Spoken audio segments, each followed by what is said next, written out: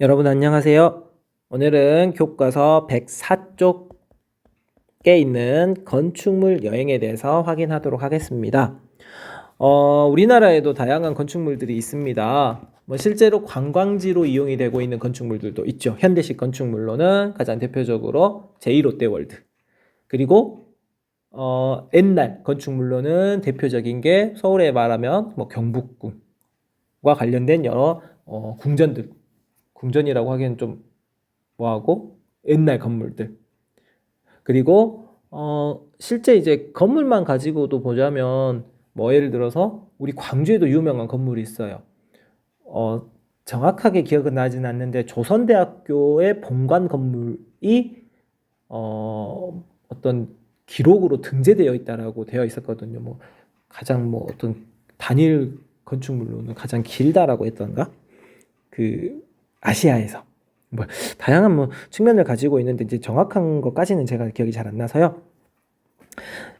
건축물 여행이기 때문에 본인이 이제 건축이라든지 토목 이런 부분에 있어서 관심이 있는 친구들이라면 조금 더 관심을 갖고 보면 좋은 내용이 되겠습니다. 세계의 다양한 건축물을 가지고 이제 이야기를 나누는데요. 이 건축물에는 고대 문화와 관련된 유적과 관련된 건축물도 있겠고요. 그 다음에 종교와 관련된, 그 다음에 기후적인 모습과 관련된 다양한 측면의 건축물들이 있기 때문에 자신의 관심사와 관련해가지고 조금 더 깊게 들어가면 좋겠습니다. 자, 본문 내용으로 들어가시면 건축물 여행이란 세계 각지의 건축을 대상으로 하는 예술 여행을 말합니다. 인류 역사에서 가치가 있는 건축물들은 대부분 세계 유산으로 등록이 되어 있습니다. 고대에서 현대에 걸친 건축물 여행을 떠나보자. 고대 건축으로는 남아메리카의 마추픽추, 자, 고대 건축입니다. 북아프리카의 아이트벤 하두, 동남아시아의 앙코르와트를 볼 수 있고요. 다음, 현대 건축으로는 유럽의 가우디 건축을 사례로 하여 둘러보자라고 되어 있는데, 이제 우리 교과서에서는 유럽의 가우디 건축이라고 되어 있지만 지금도 아마 계속 짓고 있는 걸로 알고 있어요. 그 대표적인 가우디 성당. 근데 뿐만 아니라 미국 같은 경우에는 맨하튼 섬, 뉴욕의 맨하튼 섬을 기준으로 해가지고 세계의 마천루라고 이야기하는 엄청 100층 넘어가는 다양한 고층 건물들. 또 어떻게 생각하면 건축물 여행이 될 수도 있고요. 다음에 건축물 여행하면 현대에서는 가장 유명한 게 이 나라이지 않을까 싶어요. 선생님 개인적인 생각은. 아랍에미레이트 연합왕국, 유나이티드 아랍에미레이트 엠파이어 이렇게 이야기하겠고, 여기에는 7개의 왕국이 있는데 그 7개의 왕국 중에서 제일 유명한 게 아부다비 왕국과 두바이 왕국이 있어요. 어떻게 생각하면 여러분은 두바이 하면 어떻게 도시라고 생각할 수 있겠죠? 근데 그게 이제 왕국의 이름이 되는 거예요. 특히 이제 아부다비가 수도이긴 하지만 아랍에미레이트에서는 두바이가 더 유명할 수 있겠는데, 이곳에 가보면 그 팜 아일랜드라고 해가지고 인공섬을 만들었고, 거기에 이제 버즈 두바이라고 해가지고 배의 돛 모양으로 해가지고 만든 건물, 그리고 전 세계에서 가장 높은 건물이 다 여기 두바이에 있으니까 이 지역으로 가는 것도 어떻게 생각하면 건축물 여행으로 한번 갈 수 있는 대표적인 장소가 아닐까 싶습니다. 자, 근데 이제 여기 책에서 첫 번째 나오는 건 남아메리카의 마추픽추, 페루의 마추픽추인데요. 여러분, 페루의 위치는 대략 이 정도가 페루라고 생각하면 되겠고요. 그 아래쪽이 이제 칠레, 이제 이쪽이 콜롬비아, 이런 식으로 에콰도르, 이렇게 생각하시면 되는데, 칠레의 마추픽추입니다. 사진상으로 봤었을 때 이 모습이고요. 공중도시라고도 이야기했어요. 하늘도시. 산 꼭대기 정상 부분에 있기 때문에 그렇게 이야기되는데요. 고대 잉카 문명은 안데스 고원 지역인 페루와 칠레에 위치하며 대표적인 유적지로는 마추픽추가 있다. 마추픽추는 산 정상에 위치하는데 돌로 만들어진 건축물과 돌길을 통해 그들의 건축 기술을 조명해 볼 수 있다. 계단식 밭과 그곳에서 여유롭게 거니는 나마와 알파카, 옥수수, 감자, 고추 등을 통해 그들의 음식 문화뿐만 아니라 의복 문화도 가늠해 볼 수 있다라고 되어 있는데요. 과거 에스파냐의 피사로 일당, 어떻게 생각하면 피사로 군인이잖아요. 정복가이기도 하고 이 사람들에게 처음엔 발견되지 않은 장소이기도 합니다. 해발 고도가 3,000m가 넘는 곳에 위치한 고산 도시이기도 하고요. 이렇게 경사가 급한 곳에 도시가 있을 거라는 생각은 거의 하지 못했던 거죠. 나중에 발견이 된 지역이겠고요. 그래서 오히려 유적이 그대로 남아있는 모습을 볼 수 있다라고 합니다.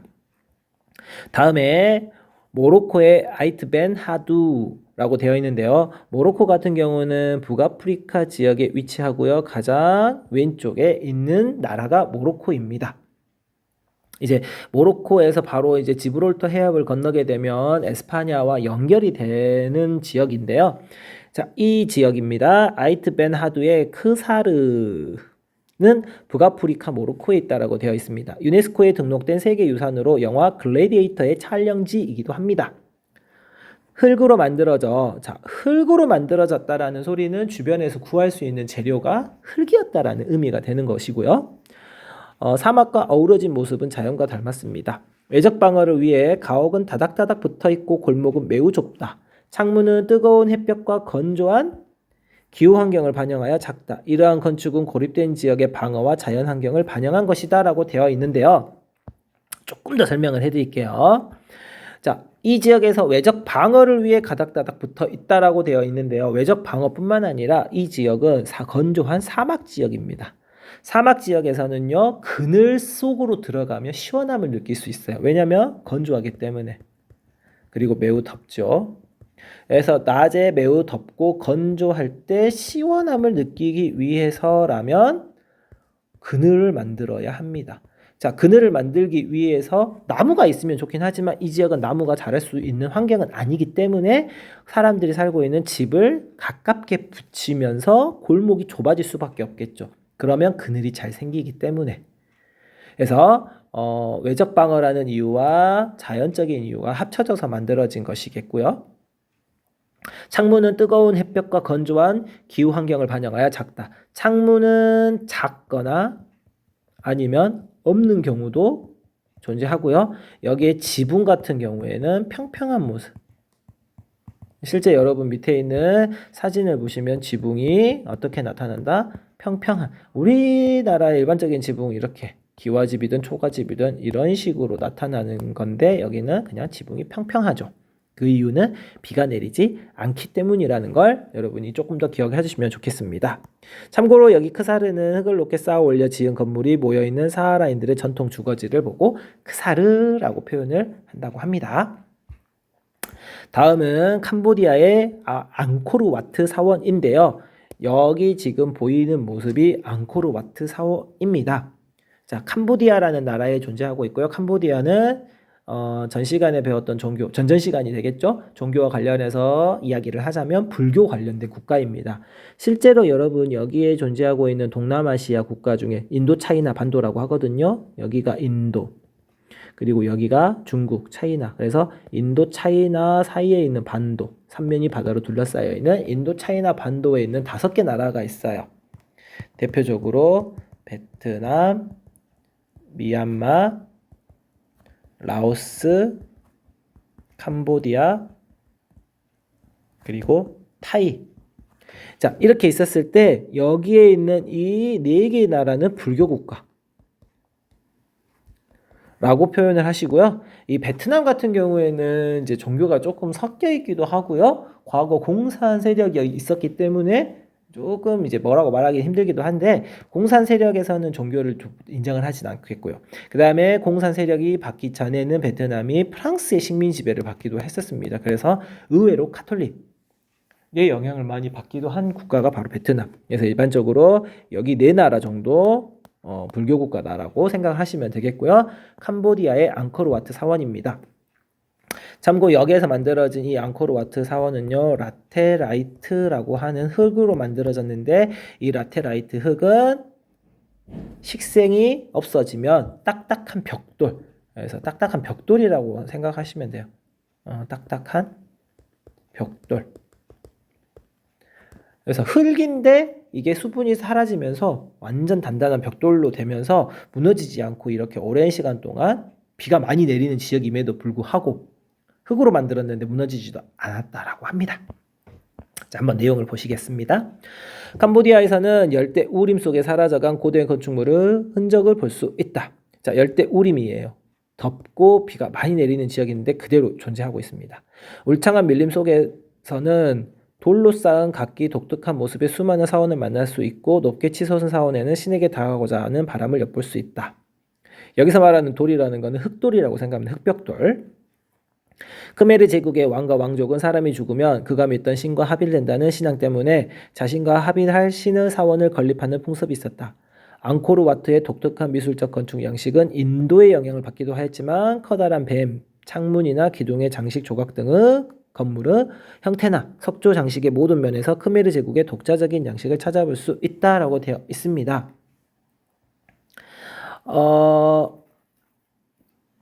영화 툼레이더 여기 보시면 캄보디아의 따프롬 사원이라고 되어 있어요. 자야바르만 7세가 모친을 위해 건립한 사원으로 영화 툼레이더의 촬영지이기도 한데요. 이 부분도 어떻게 생각하면 똑같아요. 라테라이트로 만들었는데 나무가 그냥 뿌리를 내린 건물 위로 그냥 그대로 뿌리를 내린 모습들.